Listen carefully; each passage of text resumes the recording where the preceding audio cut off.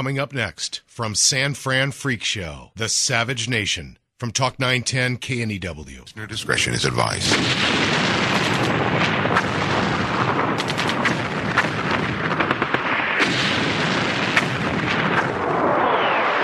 And now, America's most exciting radio talk show, The Savage Nation. Here is Michael Savage.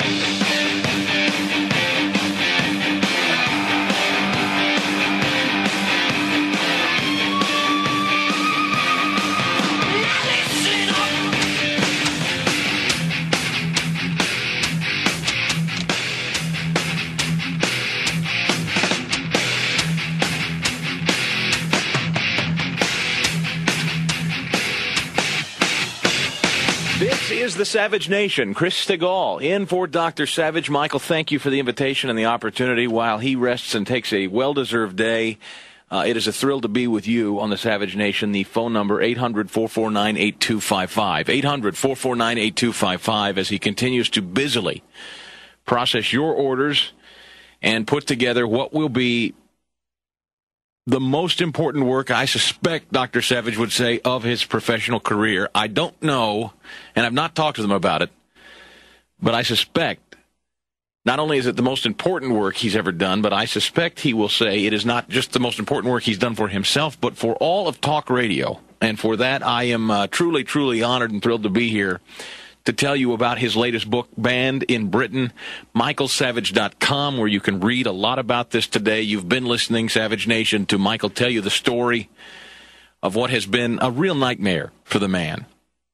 Banned in Britain, the title, the actual thing that occurs to them. Michael Savage just experienced what I don't know anyone in American talk radio cannot possibly imagine it coming yet, but we're starting to see it creep in.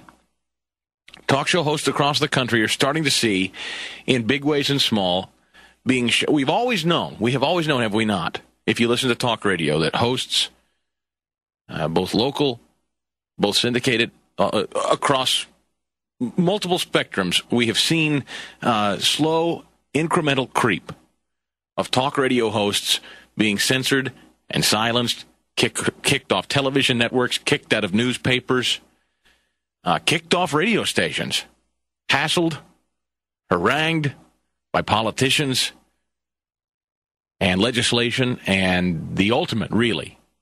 No one has ever seen it quite so bad.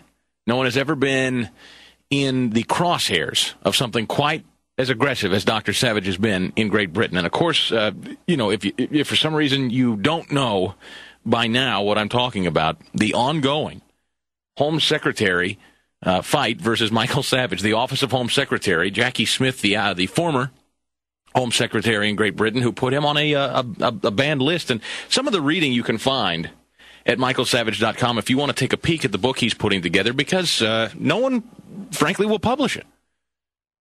It will become a bestseller in spite of that fact, but no one will publish it. So he's literally forced to work on it himself. Work on it at home. Work on it with help from his team, and sell it to you directly. If you go to michaelsavage.com, you can read a little bit about it, but the opening chapter here, just to kind of let you into the mind of Dr. Savage and what he's thinking here, and why he's written it. He says, friends, enemies, and neutrals sometimes assume that he's enjoying the publicity, he writes. People hear me on the Savage Nation getting heated in my own defense and get the bizarre idea that I'm happy to be talking about this in my life. And it's just wrong. It's simply wrong. Just because I'm standing up for myself, writes Michael, doesn't mean I'm enjoying this right now. I take no joy in this attack, and I do not revel at having to defend myself. Don't confuse a man who's defending his honor with a man who wants to defend his honor. Don't assume a man who is standing up for himself is not a man who would rather be left alone. I spent 20 years as an expert on nutrition, herbal medicine, and alternative health. I earned 2 master's degrees from the University of Hawaii, he writes. And he goes on to give you his background. But as I said in the open here, I don't suppose with the impressive resume that he boasts, here now in the height of his radio career, he would find himself having to write a book fighting an entire nation's government, and really becoming a clarion call and warning all of us, those of us that listen to talk radio and those of us that are in the profession, warning us all that it could very easily happen here. And again, we are seeing it. We have seen it. We're seeing CNN actively. Well, it's documented. This isn't conjecture. CNN has a policy now, a proven written policy that says talk radio hosts are not welcome on their network because they're not credible, or whatever the silly excuse was to kick them off the network. Now, they're perfectly willing to let people engage in tweeting and Facebooking and all this social networking nonsense and use that as programming. But points of view from media professionals that don't suit management at CNN, those are no longer welcome. So if you think what's happened to Michael Savage in Great Britain cannot happen to Michael Savage in the United States of America, oh, yes, it can. In many ways, I think you can say it already has happened, in that his book, Banned in Britain, again, read it at michaelsavage.com. Read the chapters, read the preface, read the first chapter. He's given you a peek, and you can order an advanced copy right now, and I would jump on it. No major publishing house will touch it. That, unto itself, folks, is precisely what happened to Michael Savage in Great Britain. No, not government sanctioned, at least not yet. The man has to publish his own book, and I want you to stop and think about something. Michael Savage is one of the largest personalities in all of media, a nationwide figure, one of the most listened to talk radio hosts in the nation, and has been for years and years now. Yet major publishers refuse to touch the book, refuse to even entertain the notion that you would run and pick it up and make it a bestseller instantly. So who is it? What is it? Why is it? Why is political ideology so much more important, even in the business of publishing? I mean, I want you to think about this. If anyone in any business operated purely from an ideological perspective, to the extent they could kill their own business, choke their own personal financial well-being, just to save their ideology, who could run a business that way and sustain themselves but the media? You wonder when the bailout will come for publishing houses.